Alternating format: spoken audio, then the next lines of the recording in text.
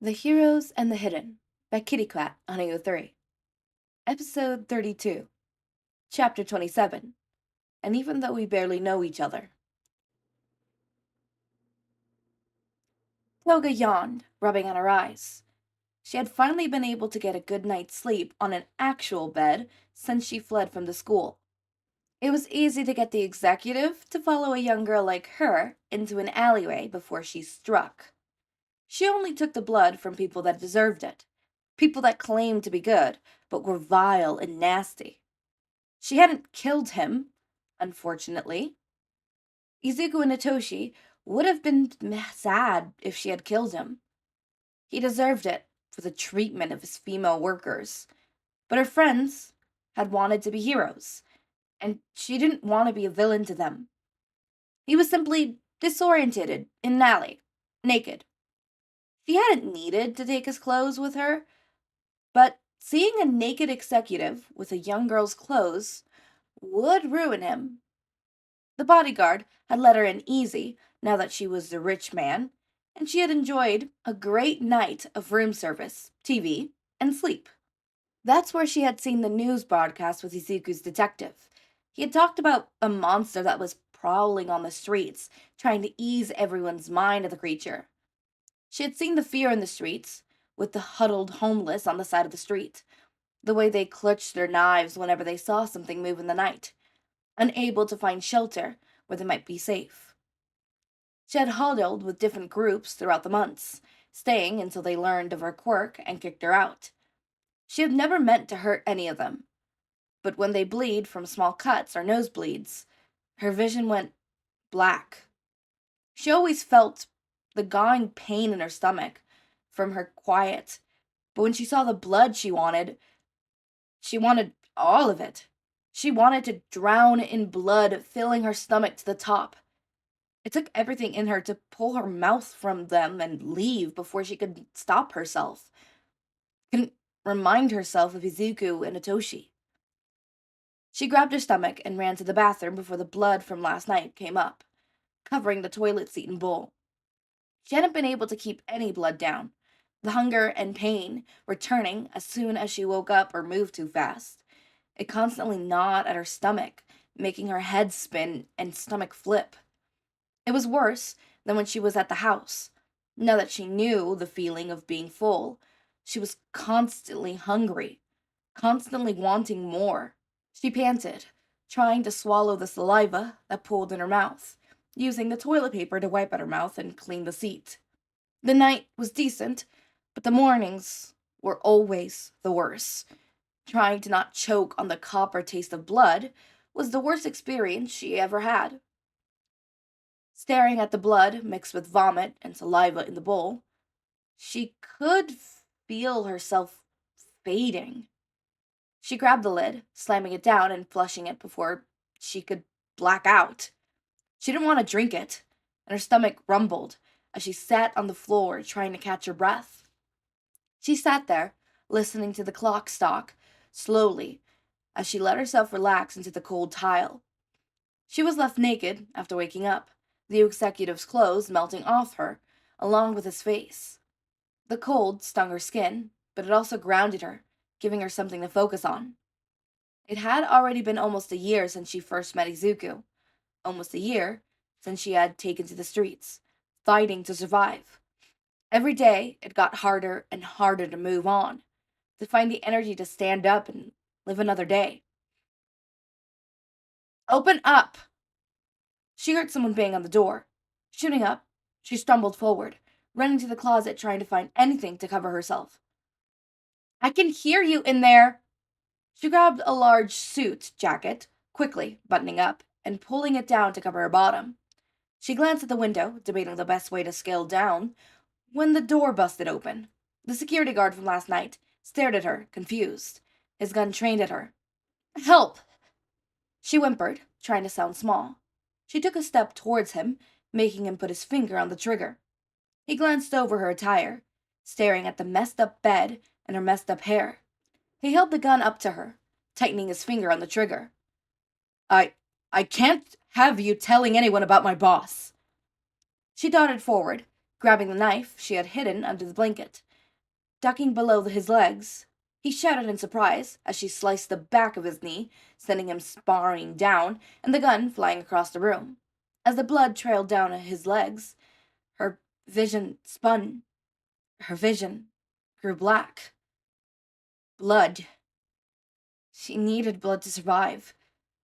She gave in to the feeling of her stomach screaming at her to eat, to feast on the blood of those who protected the true villains hiding in their society. As she stopped fighting the feeling, she could finally see again. Blood. She wanted the blood. She dove her knife into the back of the man's neck, twisting until his gurgled sound stopped. She drove her fangs into his neck, chugging down the thick blood. She drank and drank until her new body was covered in blood, shedding the old suit jacket from over the new security guard form. She drank until the man's body was pale and she couldn't get any more blood from him filling her stomach. It wasn't enough. She needed more. She wouldn't be able to keep this blood down, so she needed more. More to keep her alive. More to keep her fighting. More so she could see her friends again. Her friends. She couldn't remember their faces. They were covered in blood, contrasting to their bright haired colors. They looked so pretty, covered in blood. She wanted to cover more people in blood, see their faces grow prettier as the blood shines against their skin. No more hero and villain, no more monster and human. They all had the same color of blood. They all had the same colored look when they were covered in blood. She wanted to see a world covered in blood. Izuku huddled in the corner as Tomura screamed about how unfair the world was, about how he deserved more and that everyone else should give it to him. Kirigiri just watched as he threw a tantrum, scratching his neck to the point of bleeding. He turned his awful gaze at Izuku, sending chills down his body. He stomped over in his metal-toed boots that he had put on for a grocery run they were supposed to do before something had ticked him off. Izuku didn't even remember what it was. You. This is all your fault, he screamed, kicking the wall right next to Izuku's head. He could feel the drywall shatter, but he drew his nails into his palm trying to avoid flinching. It always made him more upset when Izuku acted like the victim. Kirigiri sighed as Tomura grabbed Izuku's hair with 4 fingers, dragging him to his feet. All Izuku could do was stare into those eyes full of pain and suffering and long to leave. Tomura needed saving. He needed Eraserhead's help. Should I postpone our grocery trip? Kirigiri asked, wiping down the immaculate counter. Tomura scowled, letting go of Izuku, and letting him fall back to the floor. His head smacked against the wall. He bit his tongue to stop from screaming as he hit the burn on his scalp. Tomura wiped his hands on his pants, calling his hands joyfully. Nonsense! A side quest sounds wonderful right now. Are you ready, my pet? He asked, a grin replacing the scowl that just covered it. That was the scariest part of all this. He flipped emotions like a light switch, and you never knew who you would get. He's played video games with you for an hour, but if you fail an objective or use the wrong item, he flipped. He screamed and threw stuff. He'd slap Izuku, careful to keep one finger up. He'd split on Izuku and refused to feed him that day, tying him to that horrid metal table for 24 hours. The worst was when he used his quirk, the searing pain as the decay swept up from his fingers. He always wondered if it would go higher, reach his heart, break the fragile glass, shatter him into pieces so he could be done with the pain. But it never did. It always stopped at his knuckles. The pain so intense, even as it stopped. He had only used it once since the first day, leaving Izuku with 3 fingers on his hand. It felt weird anytime he tried to do anything, so he kept it against his chest, deciding to do nothing with it. Izuku stared up at Tomura, confused by his offer. "I asked you a question, monster." He glared down at Izuku. He nodded frantically, standing up slowly and keeping his head down. His feet were still bare, and he only had one of the hoodies and his underwear from the first day here. He wanted to ask for more clothes, but he didn't want to say the wrong thing. Flip the wrong switch. "Ah, clothes," he noticed, turning to Kurogiri. "Do we still have that old wheelchair?" Izuku bit his tongue under the mask, trying not to scream from the intense pain his legs was in. He had pain pills shoved down his throat, but it didn't stop it completely, especially over every bump in the sidewalk that Tomura seemed to hit extremely hard. Tomura laughed as he hit another pothole, jostling Izuku in the wheelchair. To avoid Izuku running away, he had taken a metal bat to Izuku's legs, shattering the bone. Izuku had never gotten those new clothes. Instead, a blanket draped over his leg that was all the protection his lower half had from the slight chill that hung in the October air. It had been a year since he had killed his mom with his curse. Tomura fixed the hoodie on Izuku's head, the pain pushing away the thoughts of his mother, as Tomura touched the burn on his scalp. They had been running errands like a normal family for 10 minutes, and the pain was still flesh. Kurogiri, dressed in a large hoodie and face mask, followed behind them as Tomura laughed, letting his hair flow in the wind. A long turtleneck hid his scars, but people veered clear of them at his gaze.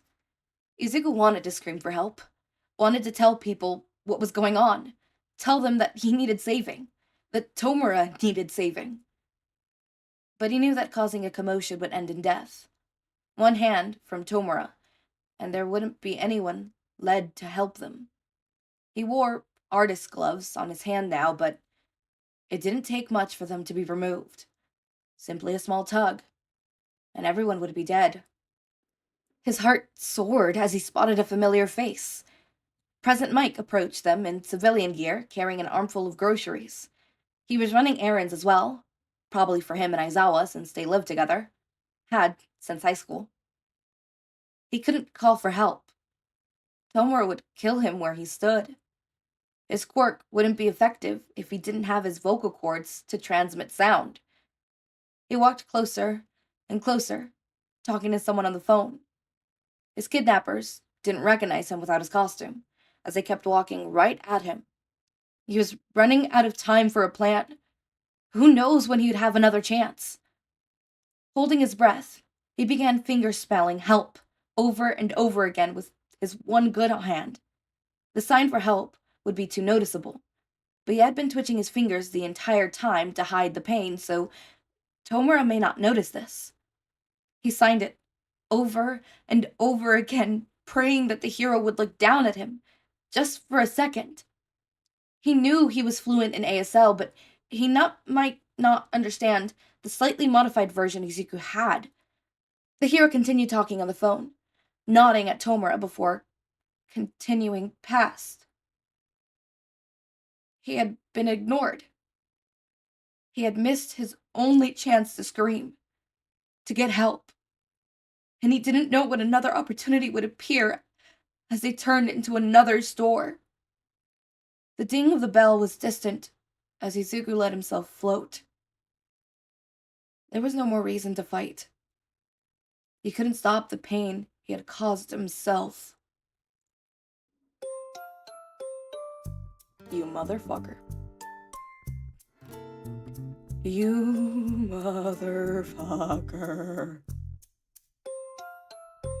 Chapter 28 is called But What Did You Expect?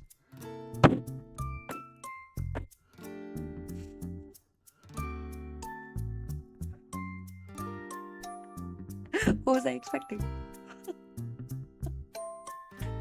What was I expecting? No, we can't have it the easy way now, can we? You just hate me. I promise I'll put more fluff in soon, just not yet. You're a lying liar who fucking lies. A lying liar who lies. And the summary is the end of the charade. The lying liar who lies. Lying liar who lies. Lying. I'm telling you this. I'm messaging you this because you're a lying liar who lies. Lying liar who, you guessed it, lies. Lies. Lies. That's all I hear from you. Lies, lies, lies, lies, lies, lies, lies, lies, lies, lies, lies, lies. At lemon.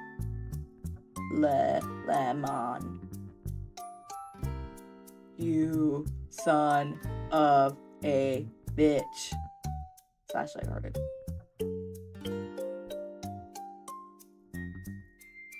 Chapter 26. Why?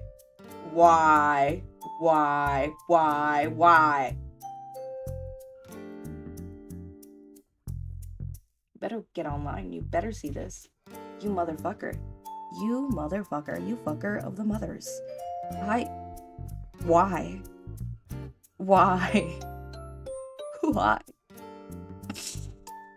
Oh god. Okay. I have work today, guys. I can't be doing this shit. I have work today. I need to be a productive human being. Productive human being. Who just read the absolutely most saddest shit I've ever read in my life. Why would you do that to Izuku? God, the way he just deflates and feels himself just no longer care. Like, for a second there, Izuku is so compassionate to think, oh yes, Tomura needs help. And don't get me wrong, Tomura also needs help, but I think he's at that point of there is no return. He spent most of his developmental years, or half of his developmental years, with that monster. The way to unlearn this is so hard. I think he's probably like in his late teens. It's so hard. Like, yes, he needs saving, but he would need like an actual mental health like hospital, and not just, you know, his somebody replied, Echo, I would ask if you're okay, but I don't think you are. I'm not. Neither. And clearly Izuku isn't either thanks to Lemon.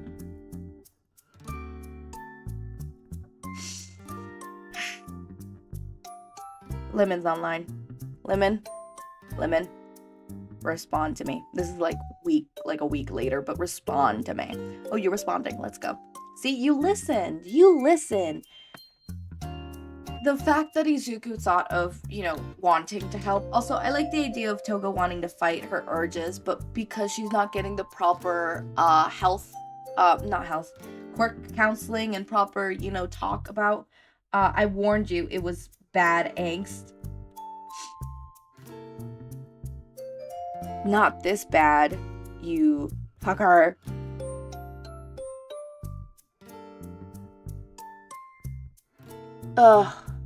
Okay. I don't have words other than this is heartbreaking. Especially Izuku seeing, you know, a hero and begging for help and being ignored. I don't think you understand that. I expect Izuku to now enter a learned helplessness thing where like Izuku might be given another opportunity to ask for help, and this opportunity could be even easier. But Izuku won't. Because learned helplessness is a thing, and I think I've talked about this in my channel before, but I'll explain it again in case those haven't seen, you know, you haven't seen that series, but you are seeing this one. Learned helplessness is, it's a phenomenon that happens psychologically, with people in who are victims. And it is, you learn to be helpless no matter what, in the sense of there is an open opportunity for you to stop what's, you know, hurting you and upsetting you, but you don't, because you have been conditioned to think that there is nothing you can do to stop it, even though the opportunity is right there. Abusers often use this for, to condition their abusees, they're not abusees, but their victims, into thinking no matter what, the abuse will never stop, and no matter who you tell, it will never stop. Like, there's nothing you could do. You just need to accept it. It stems from an experiment with dogs, where there was two groups of dogs. One group where the floor would electrocute them, but they had a button to stop it. Or like they had something to stop it. I think they could jump to the other side to stop it, right? Or like over a border. Point taken is they had something to stop it. The other group, that was a control group. The other group, no matter what they did, they would continuously get shocked. Nothing stopped it. And once they introduced, the thing to stop the shocking, even like they wouldn't try to, they just lay down where they would be shocked. They didn't try to jump to the other side, didn't try to do anything. They just laid it down and accepted it. It's a very unethical experiment. I know it's horrid, but it taught us that learn helplessness. Even though the answer is right there and escape is right there, you have been conditioned to thinking that you will never escape no matter what you do, so you don't even try. Learned helplessness. It's horrible. And I fear Izuku may develop it, because this breaks my heart. Even the way that Izuku thinks there's no point. You should just. It hurts my heart knowing that he's going through this. Lemon, what did you reply, you fucker? Let me pull up 23 so I can remember which one that was. Oh yeah, sorry. Oh, it's number 27, sorry.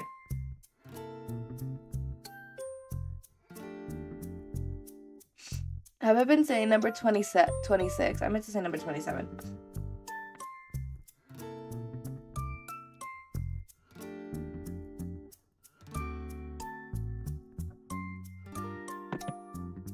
This is so sad. This is so heartbreaking. Anyways, as always, my raindrops. Make sure to eat, sleep, drink water, take your meds. Have a wonderful day or night. Link to my Discord server and socials are down in the description. Subscribe to see more of my content, and thank you so much for watching.